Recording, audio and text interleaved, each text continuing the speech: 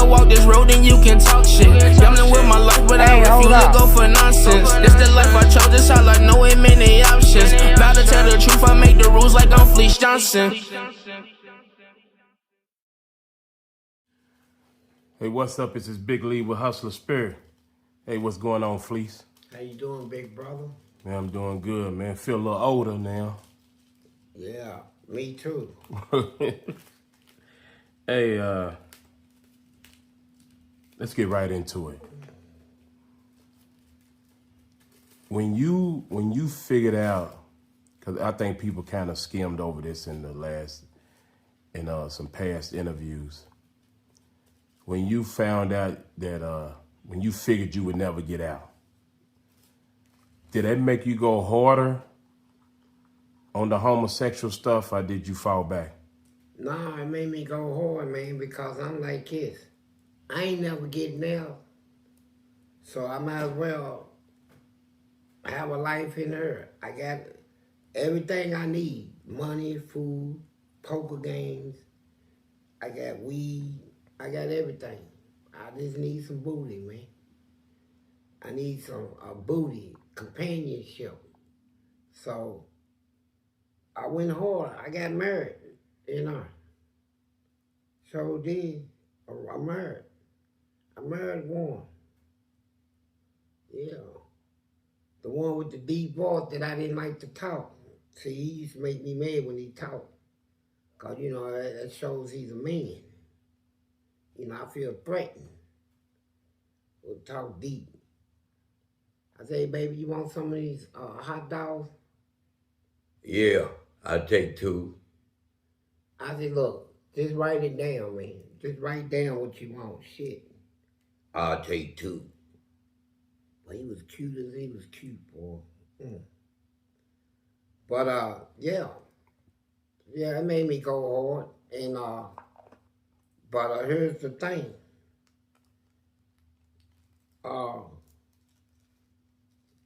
My own sins caught up with me. Because I'm in there doing that. And I'm like, well, I ain't never getting out. So really, anybody on the streets that know me, They're gonna know about it. I said, yeah, they'll know about it, but they'll never get a chance to talk to me because I ain't never getting out. And so I do what I want in her, and I did it. But boy, when they told me by surprise, you going home. I said, when? Tomorrow. What was the first thing popped in your mind? Man, you got a lot of explaining to do. Did you think your gangster card or your tough card be pulled? No, what I knew is what I felt about myself. See, that's what comes first. I didn't care, but I knew I wasn't prepared for that. I said, man, I gotta face everybody that done heard about it. I gotta face these people, you know, and it was the way they had it printed out at first. They had me looking like I was a predator. You know, like you can't even turn your back if I'm present, because I'll take your booty and all that. Man, they had all that stuff, and they threw me out because they had a trap. They had it all planned. We gonna put him out. We tired of him tearing up our prison, running the prison. Let's put him on the street and put all this bad stuff on him. And so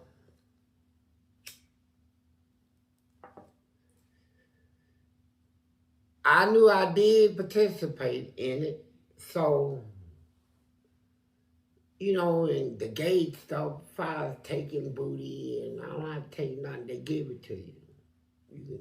They came to prison to get it done. Dingling up in them. So, my thing was, I'm out now, and all this. Wait a minute. You said they came to prison for it. Yeah, you know, people get like you. You see a person keep getting in trouble. First of all, let's go back to this. Aggression.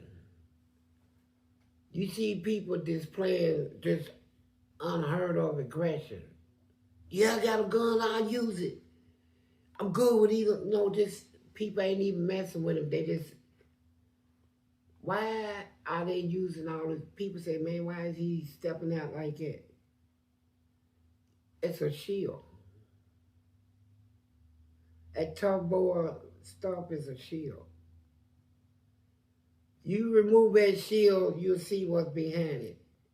Because there's a lot of kids right now today, man, is getting molested, getting at an early age, just like it happened to me, at an early age. It's stuff happening in childhood when parents think kids is too young to participate in sex. That's when it happens. No, they're not too young. And it grows into them, and when it starts... Wait, what do you mean they're not too young? You talking about the predator looks at it like they're not too young? Yeah. Oh, okay. It'll come to them at an early age. A lot of this stuff develop in childhood. Sleepovers. Can so-and-so sleep over and I sleep over them? Yeah, as long as their parents say it's okay. 10, 15 years later, your kid is gay. Girl or female, don't matter, they gay. How did this happen? Shit. You didn't watch them. You didn't watch them, that's how it happened. And you can see you can look at your kid's figure, their body figure, and you can start seeing signs of,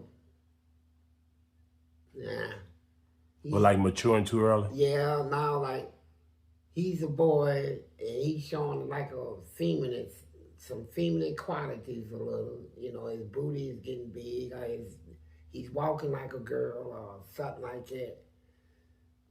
Something ain't right in this picture. I'm gonna have to correct this right now, right? I don't want him walking around thinking, if somebody done did this to him, well, we're gonna get past that. He'll never tell me, but at the same time, I'm gonna get him up out of that. And he ain't gonna use aggression to prevent people from seeing what happened to him. They use aggression so you can't see the feminine side, right? But when they go to prison, they feel relief.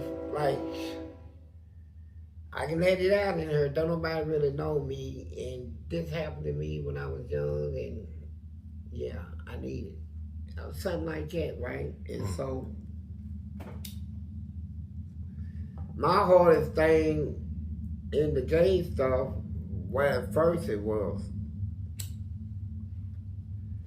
how should if I'm on the street, they got women out here. These ladies out here, I ain't gonna lie, y'all look good. Yeah, y'all deserve a good man, you know, and so some ladies would look at me like, man, I ain't got nothing against you, but you're not the type of man I want, right? And because of your past. Yeah. So you up front with that, like you said before. Yeah. I don't have no animosity about that.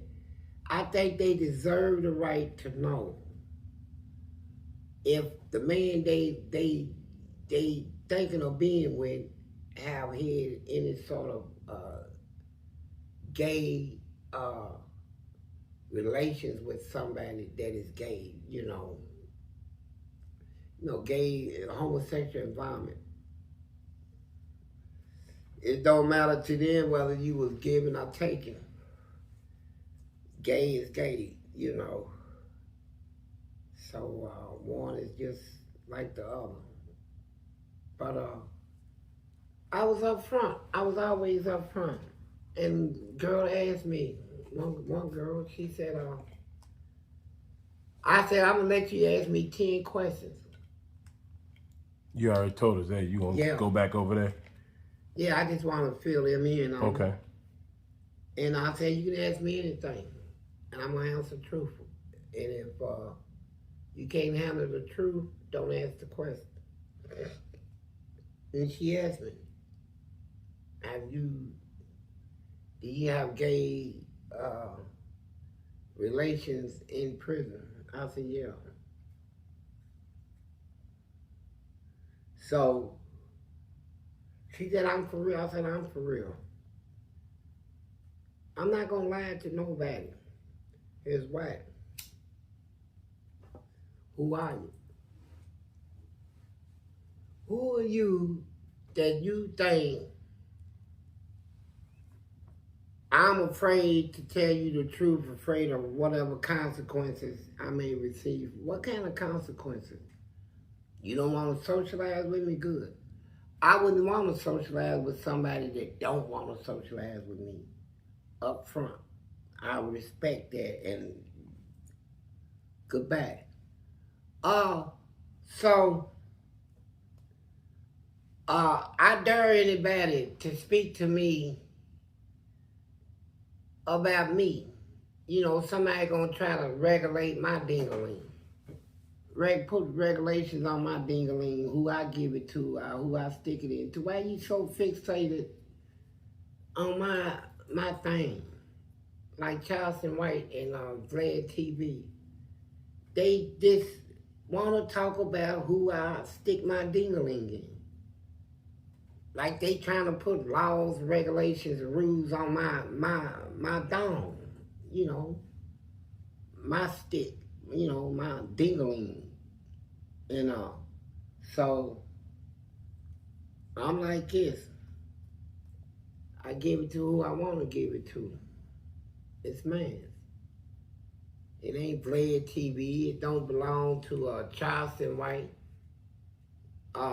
Anybody else that want to talk about booty man. You know, it's my ding-a-ling, you know. And if you was all right and we was locked up, I'd probably give it to you.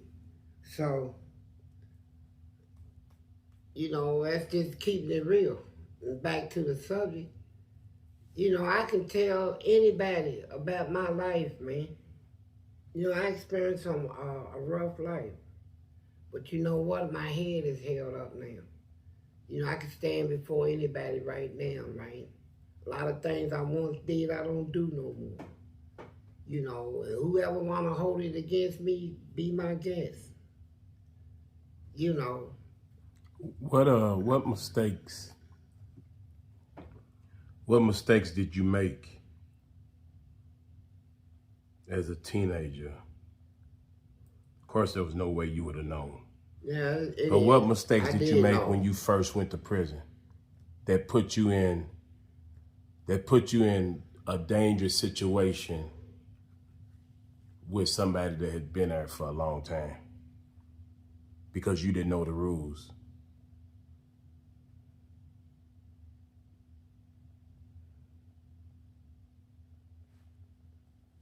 Well, my first mistake. But of course, besides going to prison.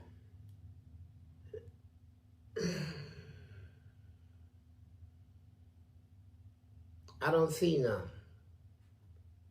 You was in a vulnerable situation.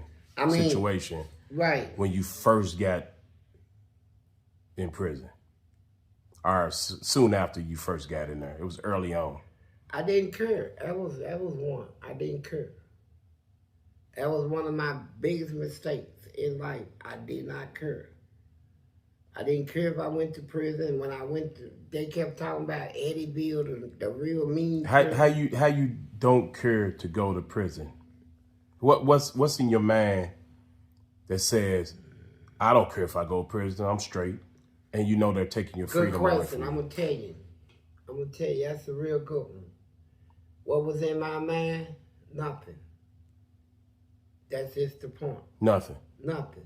I have not at that time been taught nothing. As I was being raised, I didn't know nothing. I didn't learn to read and write until I got in prison. You know, so self-taught. I mean, the fact that you knew that because you was in those group homes that you was able to break out of and destroy did you think it was going to be the same way on the prison level? Oh, yeah, I get there and I beat up some guards or whatever. No, you don't think like that. What I said, I didn't care, which means that I didn't sit back. I wasn't the kind to sit back and think about where I'm getting ready to go, what I'm going to do, how I'm going to behave when I get there. I don't even think about it. I didn't think about none of it. It just when I get there, then I was assessed. No, what I'm saying is I'm trying to understand. And I know some of the people out there want to understand. And I know a lot of people want to understand for young folks that they're trying to help, just like we are. When you doing it, you know it's a possibility of you getting caught, right? I don't think about it. You're not even thinking about getting caught. No. Because I'm going to tell you what, and it's to tell you this. When I was doing all them robberies, not in one of them did I wear a disguise. Okay, so you knew you was going to get caught. No, I didn't care. I was like, if you're going to catch me, catch me. That's an easy target though. You knew you was going to get caught. You had to know you was going to get caught with no mask on or nothing. No, I didn't think about I was going to get caught. I didn't care. You didn't care about getting caught? I felt like I was invincible. I felt like I can continue to do what I'm doing, and I'm going to keep being who I am. I'm not afraid, this and that. And I run into these stores. Soon I run in there, I jump straight up on the counter, I looks down on them. Aim like that. And take all the money. I rob one place, go next door, rob that one. Go next door, rob another one. Go next door, rob another one. Tie them up in each one. When I get about 15 or 20, I turn in for the day. They all give a description. He's young, he this and that. And you come in my hood, everybody looks the same. I'm not trying to make this. Now, when I got locked up, when they did arrest me for something, they said, you fit the description on all these other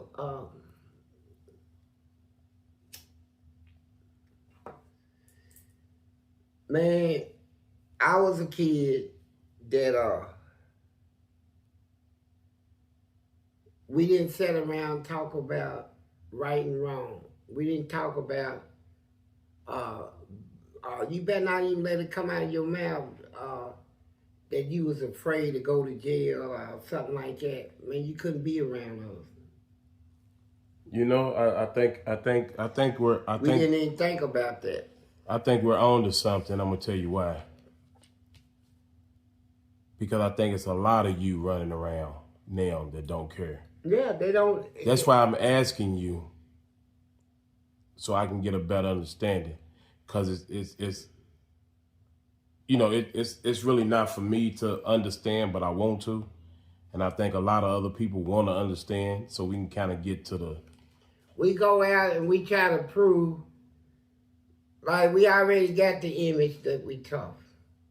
Now, we hanging around people that we know ain't as tough as us. We gonna show you what tough is. And that's how young people is with young people. So with every crew I hung with, they was older than me in their 30s. I'm 13 and 14. But I said, I got this. I want to prove myself that I ain't afraid of nothing, man. I got 2 guns. I rob whoever. I'm 13. I'm 14. Try me. And people, when I come into nightclubs, you know how they say, you too young? Soon they see me. What's up, young blood? What you have to drink? They treat me like an older person because they don't. I would rob them and shoot their place up. They know it. I was unpredictable. I didn't care. How do you put in your mind? I didn't care until I went to prison. When I hit that jail, everything that I did, all the stuff I done and didn't care about, yeah, now I do. Now I wish I never did it. But it's too late. It's too late. Now I got to deal with this stuff in her. I done heard so much about, and it's fear in me now. You know, I ain't the little happy running around with the guns. Now I ain't got no guns. I'm locked in a cell with people with big old arms and muscles all over their body, and I ain't even got no muscles. But how you remove the fact that you could get caught out of your mind? How does that not play a part? Any wrong thing I've ever done, I knew it was a possibility of me getting caught. And that kind of deterred me from probably doing some of the stuff. Well, I look at it like that. I didn't think about it because if I did, I wouldn't have done it. That's what I'm saying. What removed that from your head? That right there. The want to do it removes away all the fear that'll stop you from doing it. You know, you start thinking consequences and stuff, you're going to start, nah, look, man, y'all go ahead, man. I ain't. But isn't that a common sense you learn as you grow from a child? Well, not with me. I didn't get that. And so I was one of them kids didn't want to learn. I had to wait to go to prison and get in some death situations. I called a shadow of death. It was over me the whole time, 40 years. I lived under the shadow of death. Well, death was just near all the time. People trying to take me out, you know, guards, inmates. And, you know, so I survived. But it took prison and all I went through to get me right where I'm at now, where I could. What could have helped before prison? Had I had somebody that talked to me, man, always talk to me, set me down and tell me, you know, stuff, challenge me to think. Would you have listened? No. Because that's what I'm saying. These young people are not listening. So No, what could have been done to you to make you listen to somebody? Nothing? Nothing. So what good would it ain't the parents' fault. It's God could have did it, but I'm saying. Well, we ain't gonna take all the responsibility away from the parents, though. Yeah, but the parents, you know, you can tell your kids when they come in the house. You can tell them when you bring your ass in here. You ain't going out today. Now you and your friends. I don't like them anyway. You know, something about your friends I don't like. You know, and you want a friend, be my friend. Me and you go somewhere. How about that? They don't do that. They get out of my face. Once you get gone out there and talk to somebody, I'm trying to sleep and all that. Kids like, and there it is. What's up, man? You look bored. Come on, man. So what age does that start? Early. 12. Because you weren't going to listen. It got to start before 12 because you weren't going to listen at 12. It got to start at 4, 5, 6 years old. When you enter school, when you learn how to go to school, that's when it starts. When you learn to get around other kids and you know how to walk and talk, that's when all that shit develops. At an early age in the childhood. So when somebody told you when you started getting in trouble, because you didn't go straight to prison, you went to juvenile camps and stuff first. That never played into your head like, man, I better chill out. Yeah, I probably need to chill out because I'm gonna end up in the big house. No. Cause when I went to them places was mean. They you don't even get a chance to think, you know. They sent me to a place where here come 40 or 50 people. Soon we pulled up, opened my car door, grabbed my ankles, and pulled me out. Picked me up in the herb, packed me inside, laid me in the bathroom on the floor, put scrub brushes in my hand. flipped me on my stomach, and said, scrub. I said, I locked my hands up like this. So they said, make him scrub. So they pried force on me like they were moving me, scraping skin off my knuckles and shit, right? So, why are you hurt? Why are you? About 40, 50 screaming. One of them in there knew me. He did like this. They said, you know him. They called group on him. Why are you saying? Because you can't smell, laugh, nothing in that camp. He shook his head because he know what I'm going to do. I closed my eyes, blocked all that stuff, and I ain't saying nothing. You can scrub all the skin off my knuckles, but I'm going to take it. You let me up, it's over, man. They put me in the hole, and when they brought my food, brought it on a steel tray. They said, you ready to eat? I said, it's my chance. I said, yes, sir. He's calm. I'm going to get this motherfucker. You hear me? You set the man on me, I'm get the group leader, the main one. They open the door, and come all the group in on. They said, why are you here? Somebody already helped me. I said, to help myself and to help others. That's what they wanted me to say, right? And so I took the food, and they left. And when they came back to get it, the group man opened the door. He said, was it good? I said, not as good as this. And I took that steel tray and hit him right in the forehead, split his whole head open right there. And hit about 3 of them guys that wrestled me down. Mm-hmm. I backed them all up, man. And then I threw the tray down, and I grabbed a mop ring out of my bucket. It was steel. And then I made it to the pool room and threw that down and grabbed pool balls, man, and hit about 6 or 7 of them. They called a state trooper. They came and tore that place up.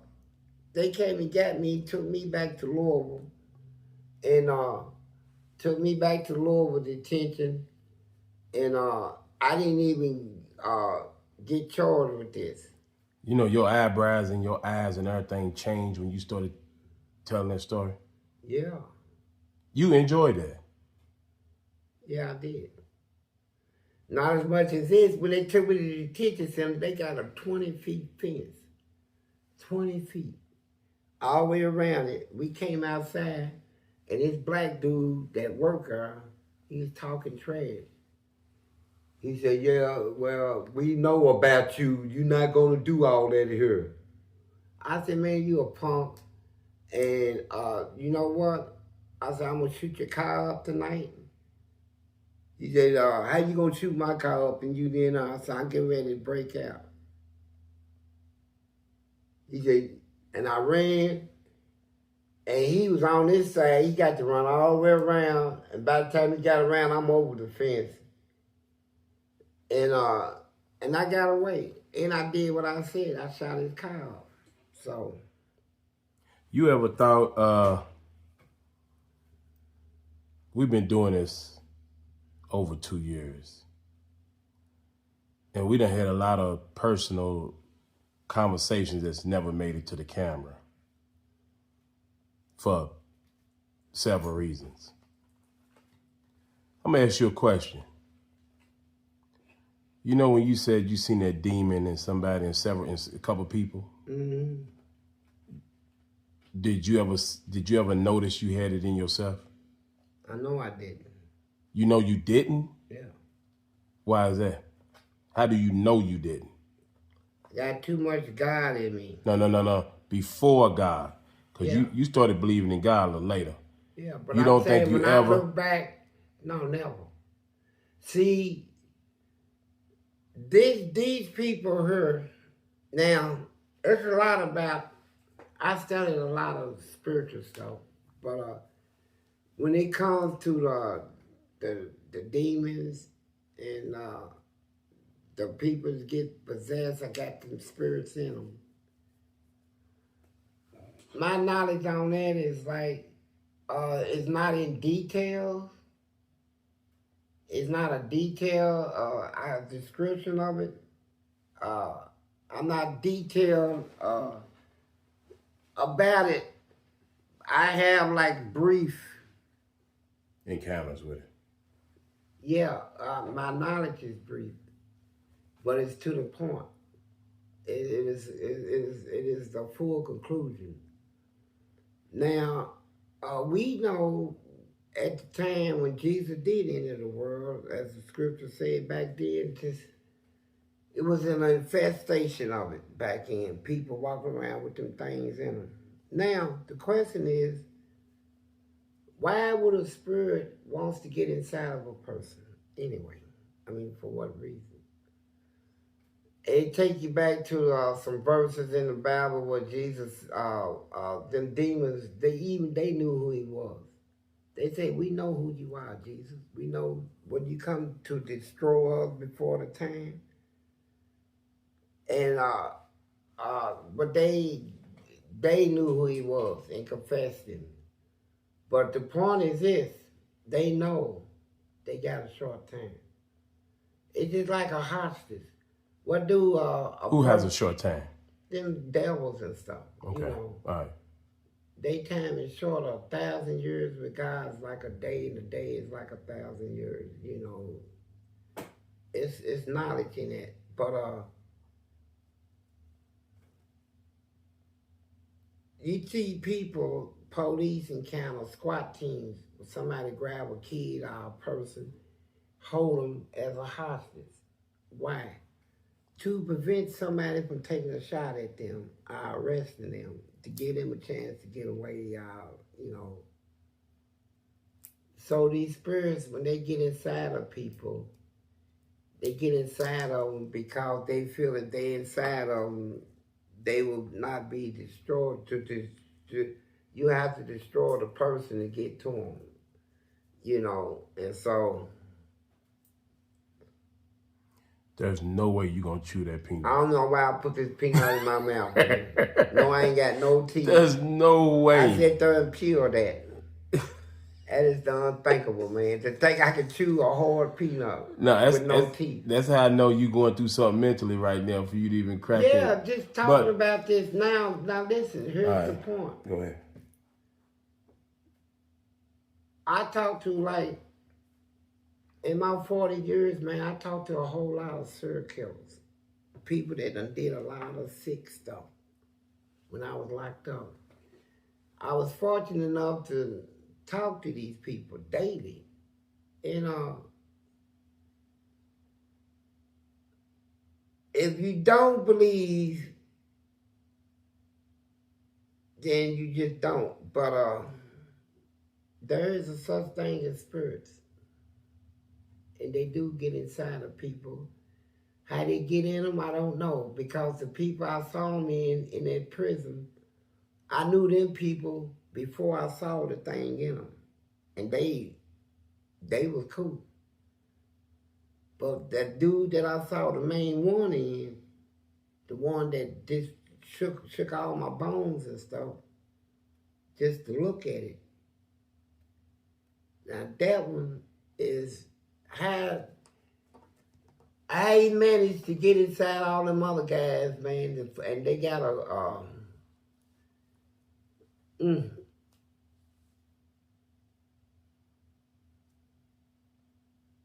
My thing is this. It's a lot I do know that I can't say. It's not the time to say it. And when you watch movies on TV, you see the sci-fi movies, they always say, we don't want to alarm the public. And you be watching the movie, you be saying, man, they got a right to know. They should know, man. You putting their life in danger, not telling them. I tell you what, though, it's true. There are a lot of people that can't handle the truth.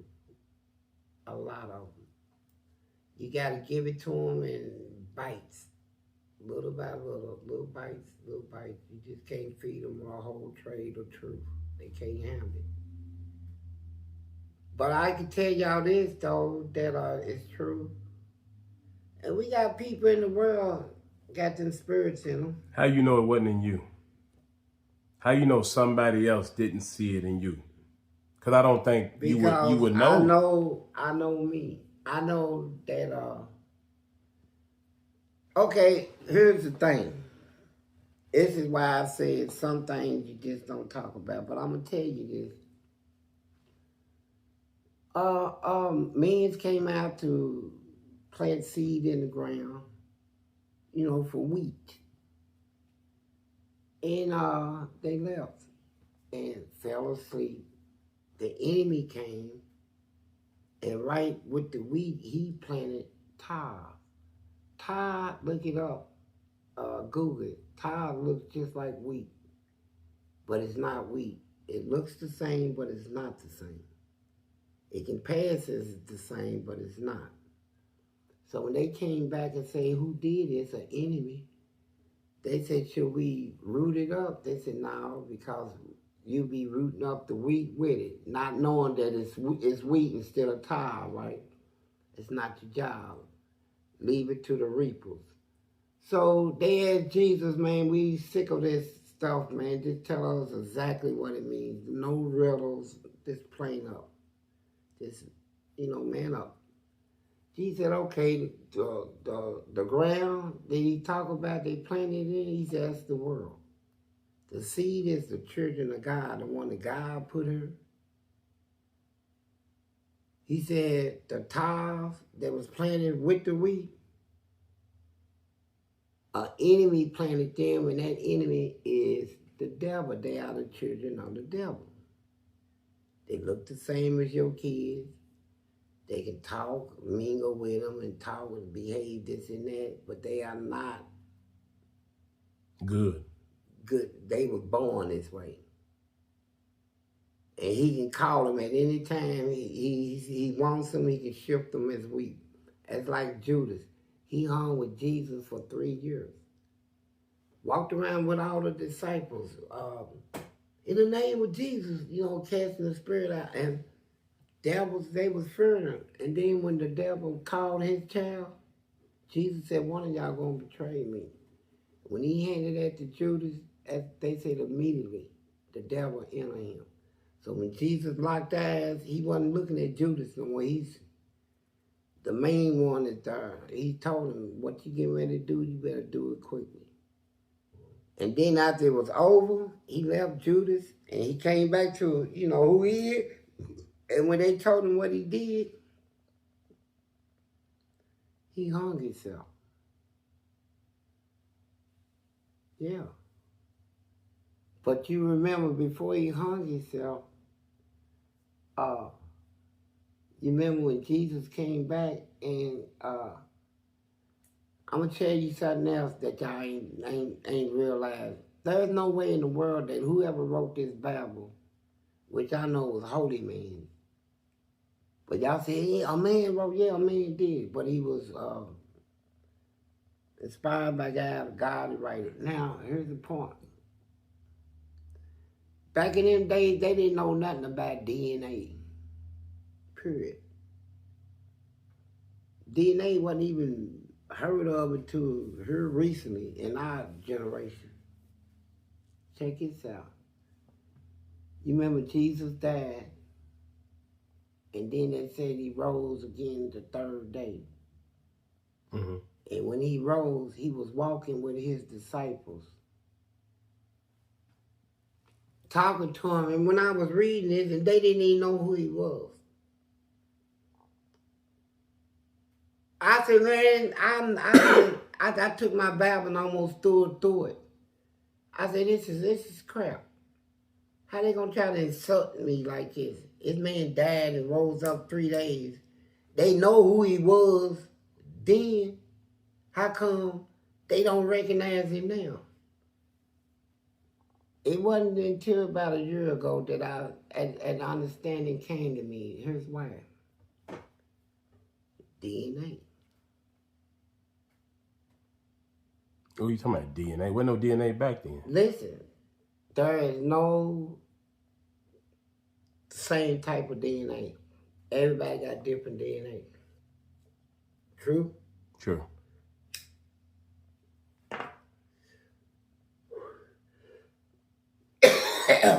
When you die, that DNA dies with you.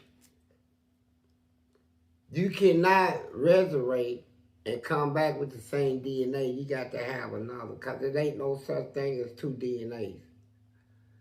So the Bible was right in saying they didn't recognize him because, you know, he couldn't come back with the same DNA, because there's no, you can't do that.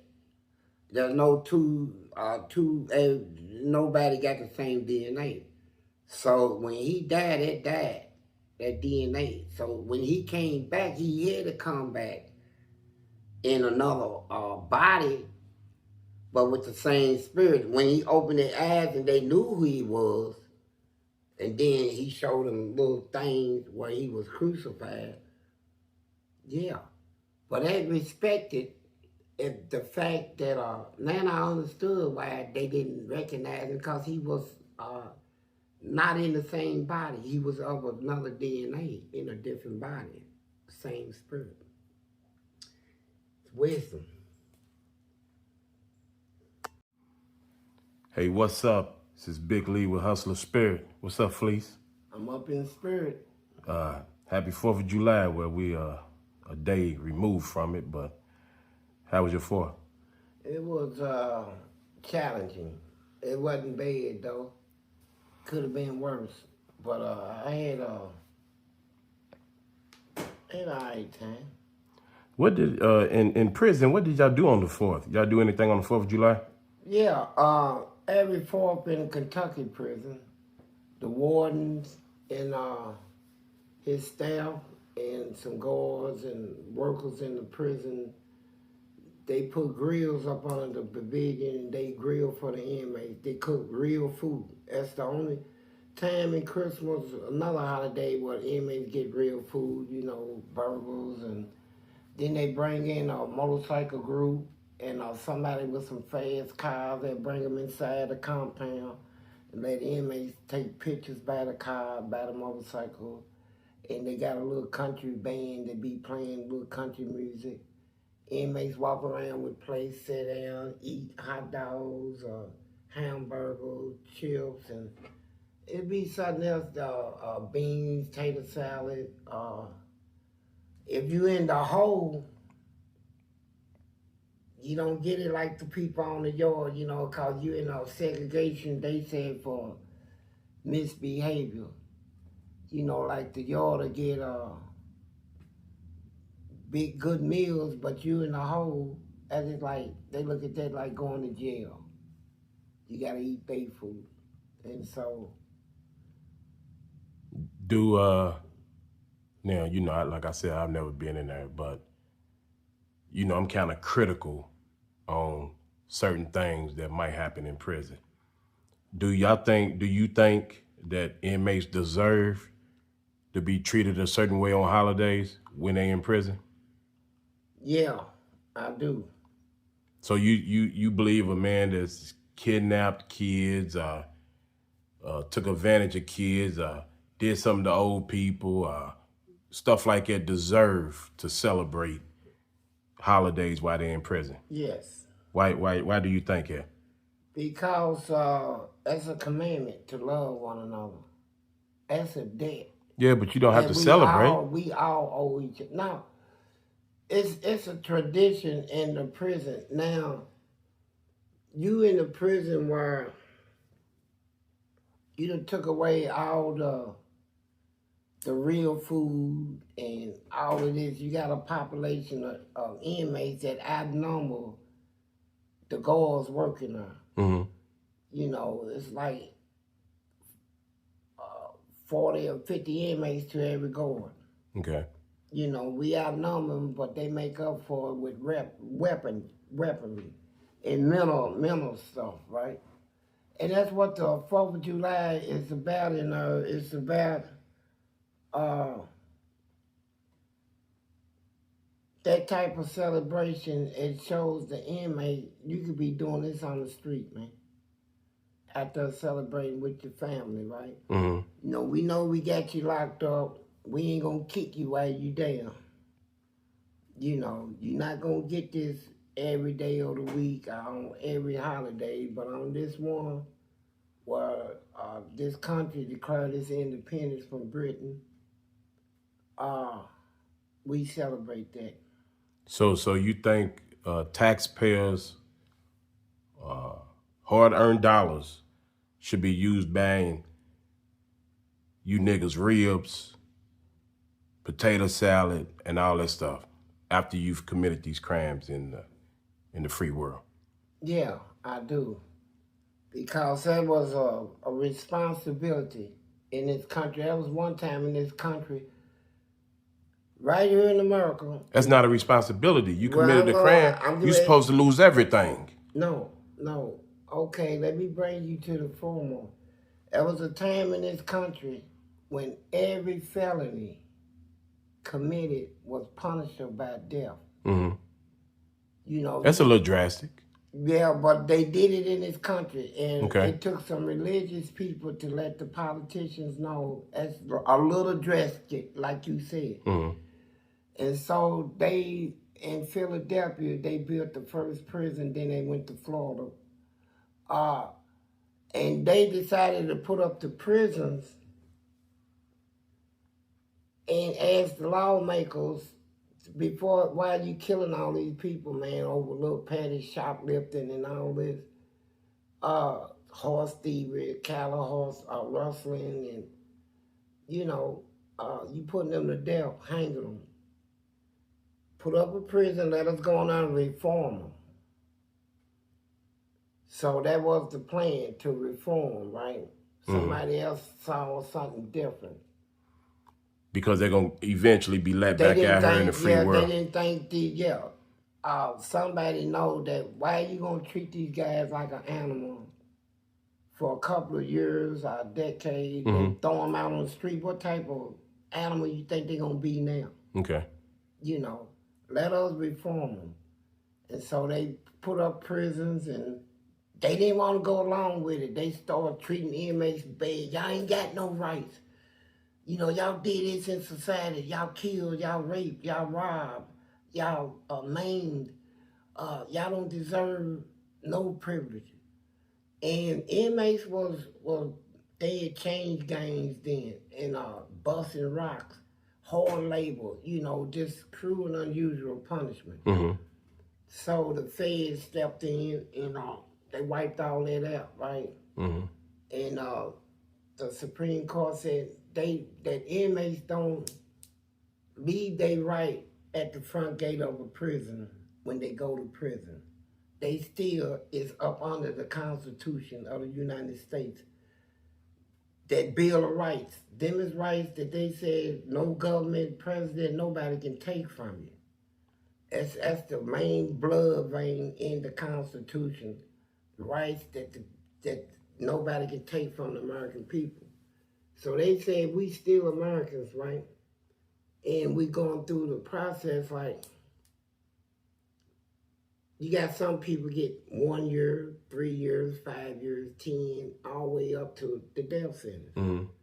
So the ones that ain't got the death sentence, our life without parole, gonna get out someday.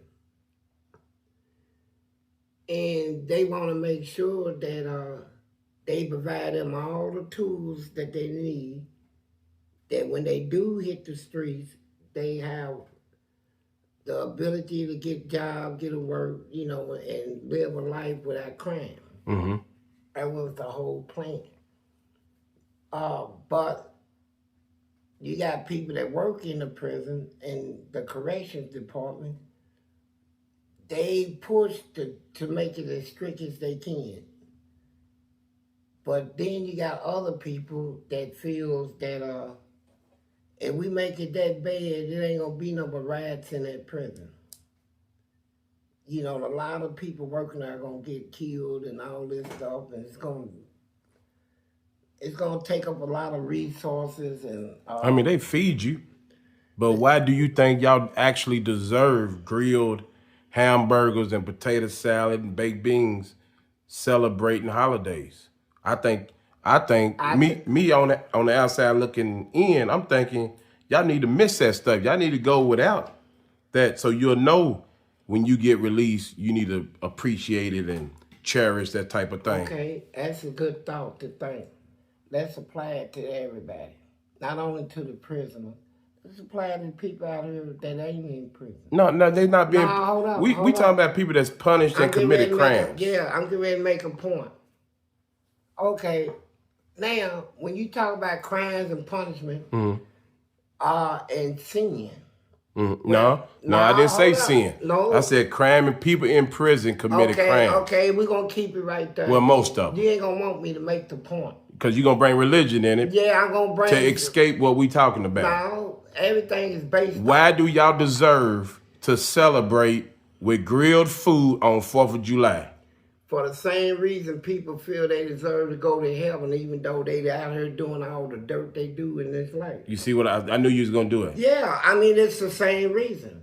I mean, what differentiates us from the people out here? Because y'all committed crimes and y'all in prison. And they said you in prison. A lie is just as worse as a murder, bro. You went through court and you got convicted of a crime. You got sentenced to prison. Okay, I got. What makes you think you deserve to celebrate any holiday with taxpayers' hard-earned money? I think they deserve more than that. Like what? Because, more than that, y'all had PlayStations at one time. Y'all get cell phones and everything else. Tablets. What do you deserve more than that? Respect. You committed a crime. Who the hell supposed to respect you? They 3 hots in the cot is all they owe you, right? They owe us what we get.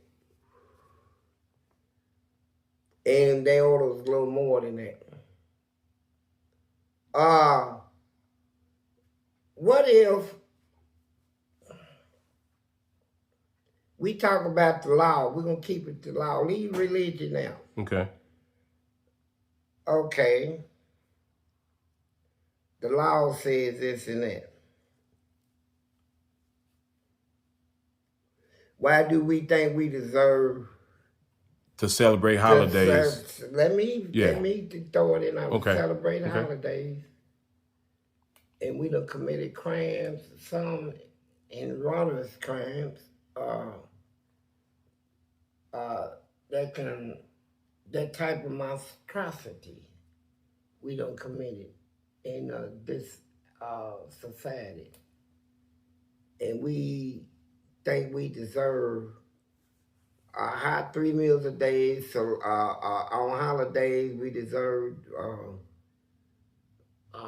taxpayers' money to buy us real good food.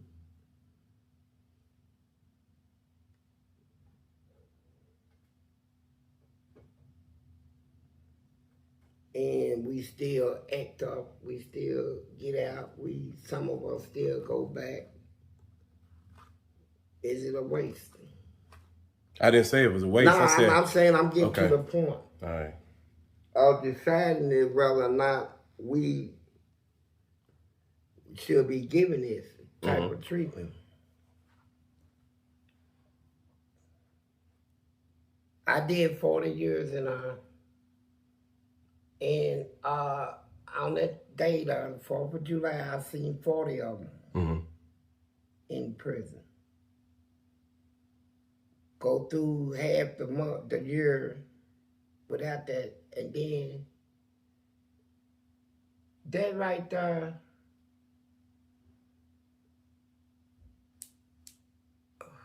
it's a tradition in Kentucky. They don't do it in all prisons, just in Kentucky. And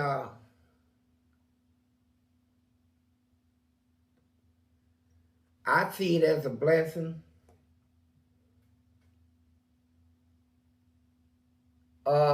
Whether I feel that it is one deserving,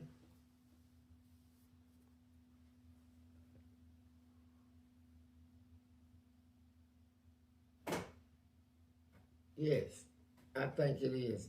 We deserve it. We deserve somebody to show us love. Y'all didn't show that family love that y'all heard. No, we didn't. And probably don't even care about it. And when we went to court, we probably wouldn't even show no remorse. So why the hell should we show y'all remorse? Why y'all enjoying 4th of July and the lady got her son taken and he's not enjoying it no more? Why do prisoners we feed you 3 times a day and put a roof over your head? Why do we deserve to pack out grills? I mean, why do y'all deserve for the prison to pack out grills and grill y'all ribs and hamburgers and hot dogs and make potato salad and baked beans, and y'all done took somebody's life? I don't think prison should be enjoyable at all. I ain't saying they should throw you in a dungeon, but what I'm saying is that extra stuff you should have to do without. Holidays, celebrating holidays like that. It's punishment. It's punishment enough. When you take somebody from society, a man, or a woman, and put them in an all-man or all-woman prison, and now the things that they enjoyed when they was in the free world, go where they want to go, sleep wherever, work wherever, do whatever, drink, smoke, get high, have sex with whoever. They can't do it in prison. Now, when they go to prison, all that is stripped from them. Now you can't go where you want to go. You can't talk to who you want. You can't even have a phone. You know, you can't have a phone. You can use a phone, and it's monitored.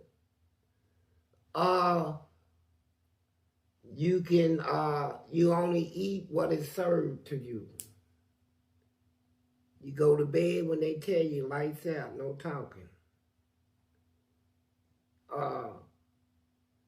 You can't work where you want to work. You ain't gonna make the money you made on the streets working.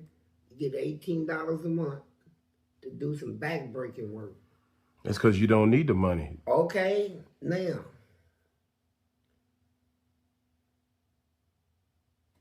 Sexually, you're gonna have to do whatever you get your own self out, however you want to do it, gay relationship, masturbation, whatever. You've been denied a lot of stuff that you enjoyed when you was out, but you ain't out now. And you're going to be without this the length of your sentence, whatever your sentence is. You're going to be without that enjoyment that you had on the streets.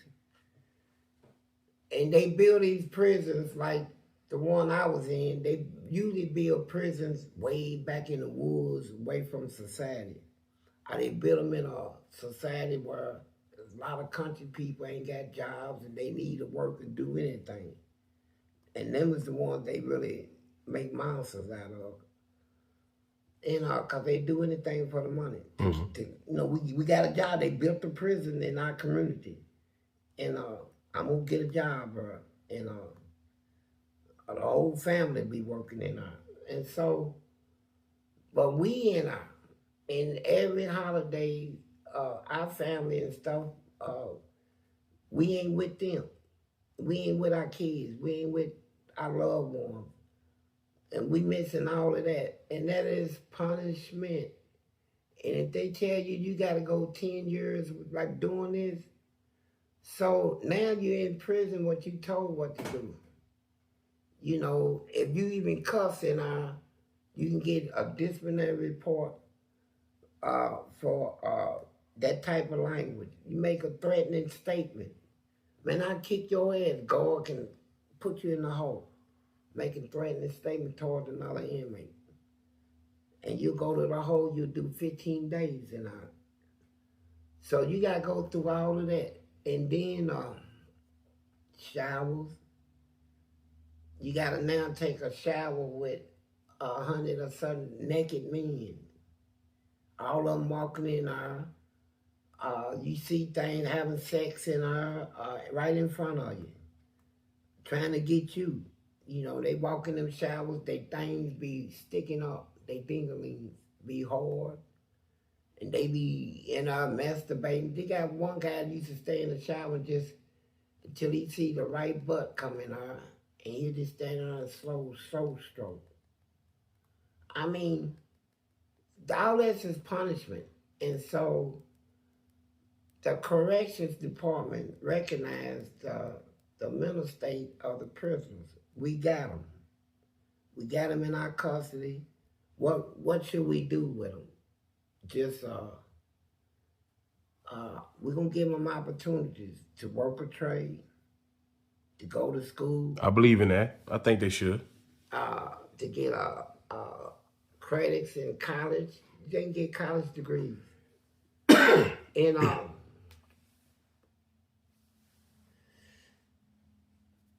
they can become lawyers, paralegals. They train them. If it's so bad. And so they call that lifting a person's spirit, right? Trying to, and then they got all these groups coming to prisons all through the summer, from colleges, from churches, from everywhere to talk to the inmates and try to let them know somebody still care, right? Ain't nobody gonna stomp them out because of what they did, whatever you done, right? You know, they in a situation where you gotta treat all in a prison. The department is set up where, according to the law, you gotta treat everybody the same. You can't take a prisoner and say, well, he just in there for stealing cars, pocketbooks, credit, running credit cards. This guy's in there for murder, child molestation. Now the ones child molestation, let's treat them like, let's don't even feed them. The law says you can't do it. I didn't say don't feed them. No, I'm saying the law says you can't do it. Treat everybody the same. So they know they can't help everybody.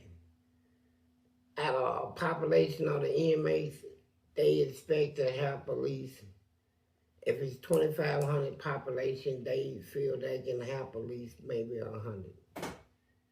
Be lucky, you know, cause rest of them, they really don't want it, you know. They even try to pay you to go to school, pay you to get a trade, pay you to get a college degree. We'll pay you for this, pay you, man. And your education is free. Out here in the streets, you got big money for college. In prison, this shit is free. But the inmates don't want it. Is it free or is the taxpayers paying for it? Whoever paying for it. It's free to the criminal, right? The inmate. Yeah. If it's so bad, why is the return rate so high?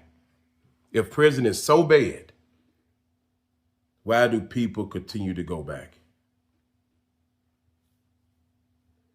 Because they didn't learn nothing when they was in there. So is it that bad? No, it's the inmates, just like on the streets. You ask a person, you want a job? No. What you do with your day? I go to the club. I hang out with the fellas and the girls. I hang out with my girlfriends. I ain't got time for all this, right? In prison, you got people in there that see all these opportunities is laid out for you. School, everything. Whatever you want to be, they say her. Start in her. It's free, man. But the inmates like, no, man, I don't want this shit. I want to sit down and talk about how much money I had when I was out, or who I had sex with, and how we rob places and spend their time doing that. And then when they hit the streets and see where, hey, now you got to work. Ain't nothing free out of her. Right. You got to work. You want somebody to even drive you somewhere, you got to pay for that. Transportation, bus, or something. Mm-hmm. And so they like get back in the crime, right? Mm-hmm. Thinking they can do a shortcut, right? I'm gonna sell dope, man. You know, because I done read the law. The law said if you get locked up, now they want a mandatory law to send you to a drug rehab, and all that. So I ain't worried about all that. I'm gonna sell this, right? And don't worry about who they killed and all this stuff, right? Sell some bad drugs. And so they go back to prison for different things. You got something to get out and commit murders and stuff. And there was a case I read when I was a paralegal in prison, went to the Supreme Court. And these families all over America, they was trying to sue the parole board for letting them out, in the state for letting them out early, and they come out and kill their loved ones and stuff. And the Supreme Court knew the law, and they would say it. They told them, you can't sue these people, man. I'm sorry. But what we gonna do, we gonna make it harder for them to get out on technicalities, to get out without... On parole? Yeah, we're gonna put some strictness. They had usually laws and stuff is created due to the people, the complaints and grievances, right? Laws change, bills come out. It's usually a situation that causes it. But anyway, back to the story. Do I think we deserve that? Mm-hmm. Yeah, I do, because it made a difference to me. It had to make a difference. You stayed in there 40 years. It had to make a difference. Shoot, look how they was feeding me. It made you stay there? See? No, that's what booty made me stay there. The booty, man. Now,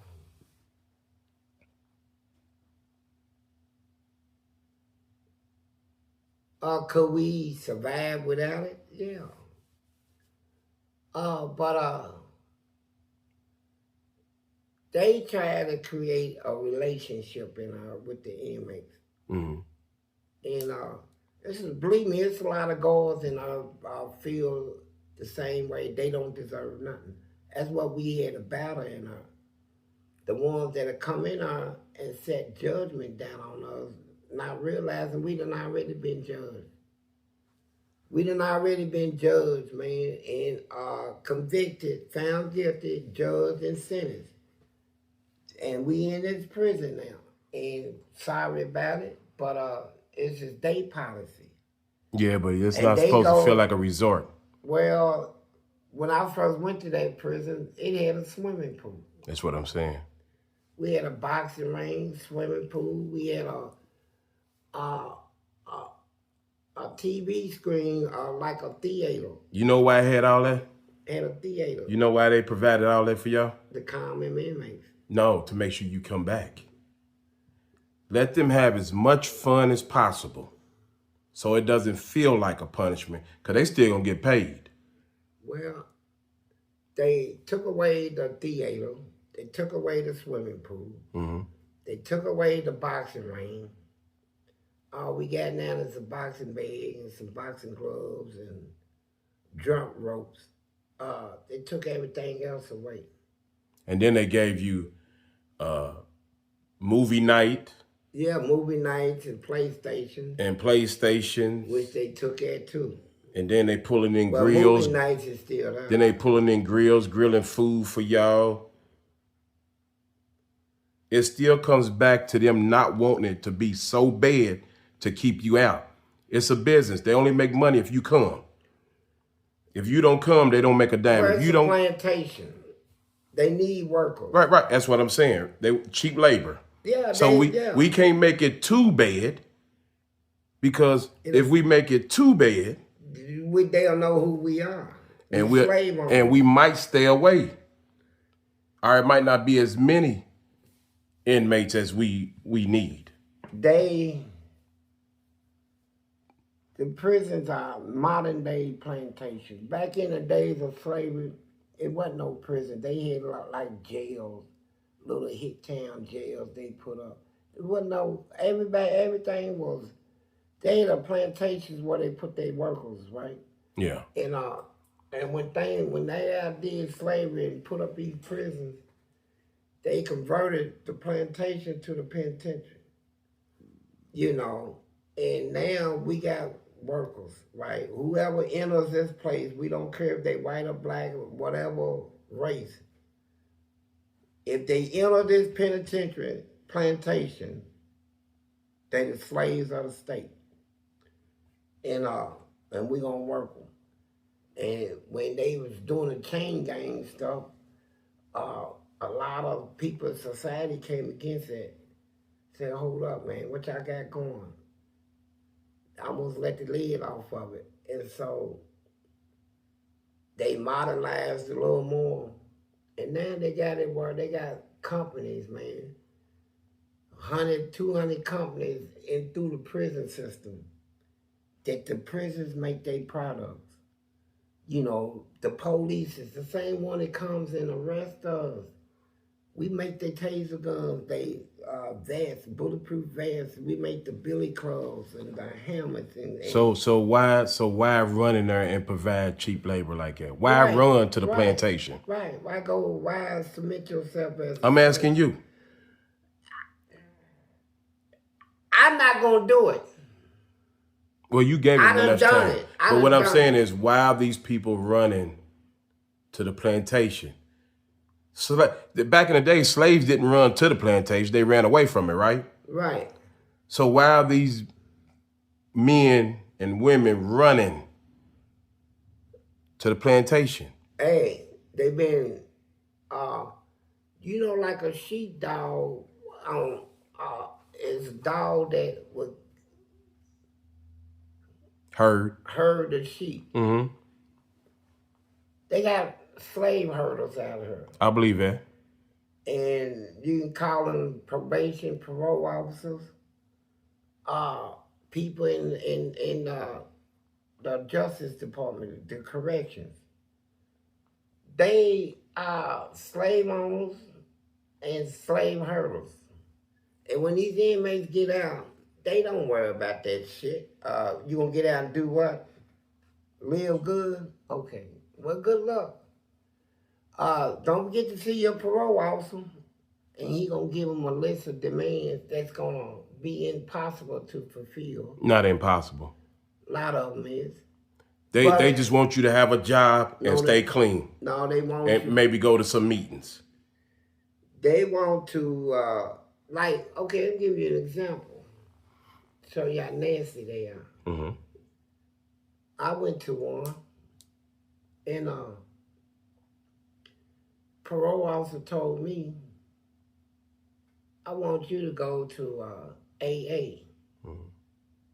I said, why? I don't have no drugs or related crimes on my file. Like, I ain't never been locked up for drugs. I don't sell them, and I ain't never been arrested. I don't have no alcohol or none of that on my record.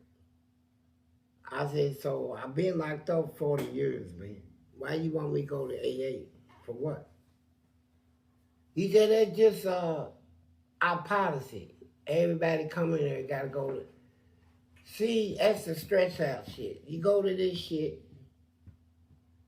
you don't even belong there, and then people's asking me questions. Can you give us 6 reasons why a person will relapse? I said, I can't give you one because I'm not a drug addict. Hey, man, you got to come in here and you got to confess, man. We was living in denial just like, I say, look, I'm not, my PO told me to come here. And then they were putting pressure on people. You don't have a job in 30 days, 60 days, you going back. All of this, you go to people, and y'all need, oh, yeah, yes, sir. I can do whatever, man. You know, and I show up on time. I'll be the first here, probably the last to leave. Well, saying is, we'll get back with you. Call you. Oh, somebody didn't already fill that spot. Okay, thank you. Go somewhere else. You go through a temp service, usually you can get taken out to do a little work, right? But when you go out on them jobs, boy, you talking about nasty. How they treat temps, the people in these places. I say, hold up. Y'all try to treat us disgusting. Y'all gonna treat y'all regular employees like y'all eat over here, we eat over here. We don't get the same as y'all get, even though we doing the same job, right? I think it's a point y'all missing. Why we here is because you couldn't do the job. That's why we here. Y'all called on us, somebody who can come in and get this job done, because you couldn't. So, you know, show us a little respect. You know, I had to go through all that. You know, I had, you know, you got...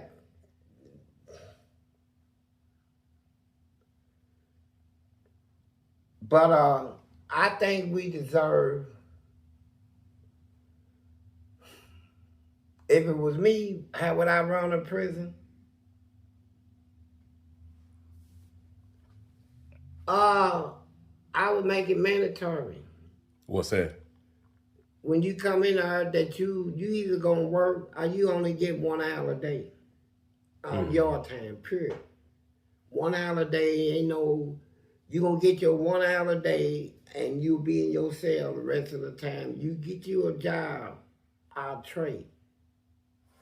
You know, we're gonna teach you some skills. What we feel you need, cause you in our custody, if I feel you need a trade, man, I'm gonna recommend you get a trade, man. And you can forget about parole until you get that accomplished. Cause I know what we putting in you, man, is gonna help you when you get out. You know. Let me ask you a question before we finish up today. Got an email from a young lady whose son's in, he just got to prison. And he's been calling home concerned about the aggression he getting from other inmates. He sounds like he's pretty scared for his life. He's scared for his manhood too. What are the things he needs to stay away from? She's probably watching. That he needs to stay away from, not to put himself in position to get taken advantage of. Well,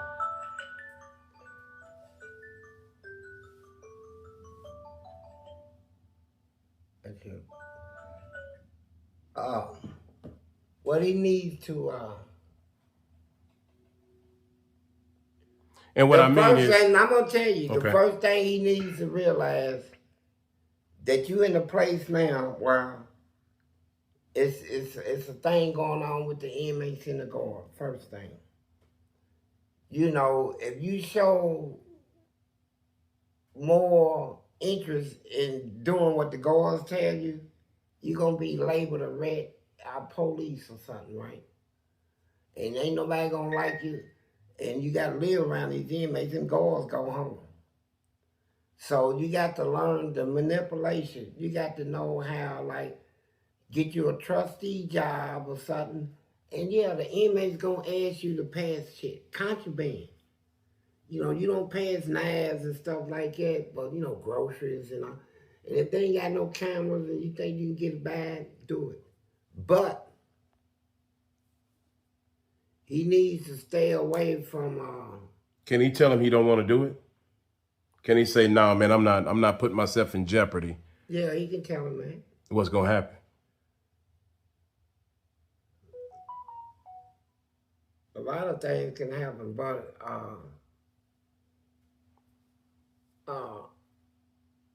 inmates will respect that at first. They say, man, dude just want to go home, man. You say, look, fellas, you just got to be straight with them. I ain't got a lot of time or nothing, right? And I ain't trying to get caught up in all this prison stuff. I do documentaries on prisons on the street, right? And keep bringing me up, keep bringing up this, get respect and all, right? But if they see fear in you, if they see that fear in you, they got you. They got you. What do you mean? Don't show fear. But they gonna see it. You say all the time, if you act too tough, they'll see right through it. So Yeah. these men, y'all, when you was in there, somebody walked through the door their first day in there, you can almost look at them, their demeanor, their eyes, and know if they're gonna be soft or not, right? Right. And what he got going in his favor, the main thing he got going in his favor is his weight and his height. And he's a big man. I don't know who you're talking about, but I don't know how big this man is I'm talking about. His mother emailed me, and he didn't sound big at all. She's concerned.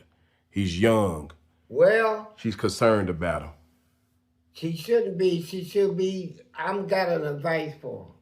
My mama, she said this to her sons. There's 4 of us. Be a man. That's my only advice.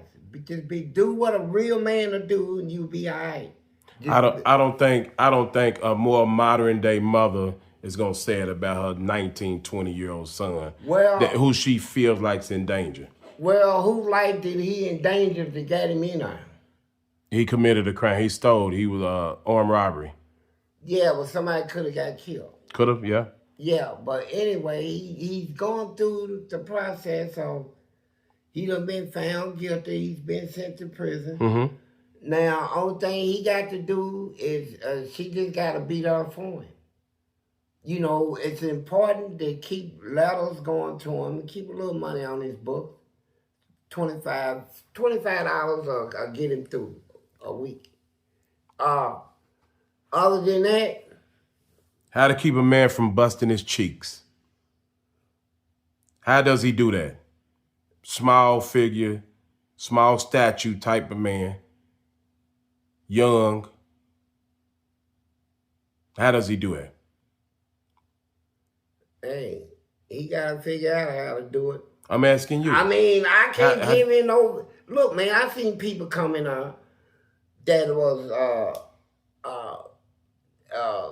athletic, big old legs like tree trunks, muscles all in their body, all that stuff. People, you just say, man, if he go to prison, he's gonna be all right, man. And they go there and get turned out. Forcefully, because that's what they want. Whatever the reason, man. Like you got, like once you go to prison, you gonna want out. The ones that want out, they got short time. The guys that got a lot of time, they know you got short time. Don't tell nobody your business. How much time you got? They don't know it? Well, we can find out, but don't just volunteer too much information, man. And yeah, don't volunteer that. And they used to say if you come to prison, keep your nose, out of everybody's business. Don't be a rat, and you'll make it. Yeah. They don't do it. The quietest people in there is the ones they target now. The ones that they feel like it's easy prey. They feel they know why he's quiet. And then they find out, oh man, he just got 10 years. Shit. He be going off for parole in a couple of years. And he knows if he get in one fight, they'll deny him parole. Whether he started or not. If it's on your record, you get denied. So when they let people know, man, we got the power to stop you from going home, man, I fight you every day for your booty. Is that what you want? You go to the hole, man, you ain't doing nothing to me. Go to get out of the hole. And then if you try to stay in the hole, you get people over there get notified. Yeah, get him, man. How do you keep the men out for you? You fight. And get in trouble and extend your time. You fight. You put yourself in that situation. How you want to come out of it is up to you. If you can go through that whole situation without a fight, do it. Don't be trying to get off in people's business. Don't try to know everybody. Try to know as less people as you can. And when the inmates is on the yard, go to church. Go to a building that they ain't in. You know, don't be out there with them, mingling with the inmates every day. You know, I'm walk the yard. Hey, what's up, man? Who was that? You don't want that. You know, where he come from? People start noticing. Just go in there and start going to school. Whatever education they provide, take advantage of it. And keep yourself ready, keep you off the yard, man. How much you paid for that rope, man? Because it's fading off to your T-shirt. Hey, you know what, please, John? I ain't think you gonna get up on TV and embarrass me. Look, it turns your collar brown. I can't hide it. Man, it's cheap, man. I told you wear your real one. You think somebody gonna snatch your real one off your neck? Shit. If I had a real one, I'd have it on. So he bust me out already. So it is what it is, man. I'm gonna have to put a little black string around it. This ain't gonna turn it though, this part. But thanks for reminding me though, I'm not super rich. And if I were, yeah, I would have a solid gold one. And but I don't wear it. You got money for a real rope. Yeah, I got a little, but see, I got bills. So you got a lot of movie stars do the same thing. Yeah, they all wear fake jewelry. But so is that where you want to leave it at with the fake jewelry? Nah. I got busted. That's all right. Go ahead, man. I got busted. Look, like and subscribe. We don't edit nothing out. You get to see the raw footage. And I tell y'all what. Before we shut out. Look at his shirt. Now, where it's faded. Where it faded. All the gold on his V-neck. Now, if you got somebody out there that like sometimes people mail me stuff like hats and stuff. If you got a real gold chain, mail it to me. I like to wear it. Yeah, it'd be an honor. Thank you. Peace.